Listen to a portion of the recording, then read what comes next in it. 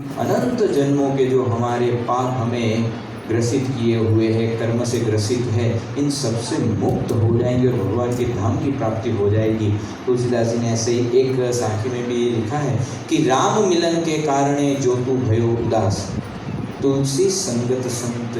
तो वो कहते हैं कि शोधिले संगत संत की राम जिनों के पास, कि यदि आपको भगवान की प्राप्ति के लिए भी आप प्रयत्न कर रहे हैं तो अपने पुरुषार्थ से भगवान भी मिलने वाले हैं नहीं। उसके लिए भी संत समागम बताया कि जब तक ऐसे सच्चे संत का समागम हम नहीं करेंगे तब तक तो चाहे कितना भी हम तप व्रत अनुष्ठान कर ले, परंतु भगवान की प्राप्ति भी नहीं हो सकती।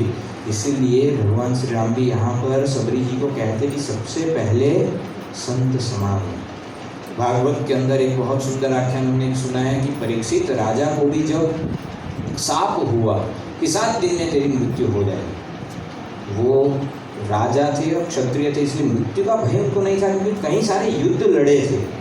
तो युद्ध के अंदर तो कई बार उन्होंने मृत्यु को अपने पास से निकट से पसार होते हुए देखा था। मृत्यु का भय नहीं था, पर जीवन की सार्थकता का भय था कि मैंने जीवन में पाया क्या, मेरे जीवन का हेतु जो करना था सिद्ध, वो तो मैंने किया ही नहीं। अब ये जीवन का हेतु मैं कैसे सिद्ध करूं, इस भय से वो चिंतित थे।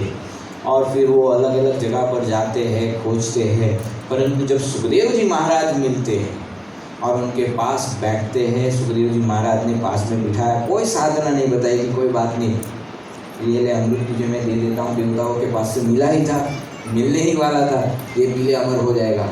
पर उन्होंने अपने पास बिठाकर ये संत समागम किया 7 दिनों तक।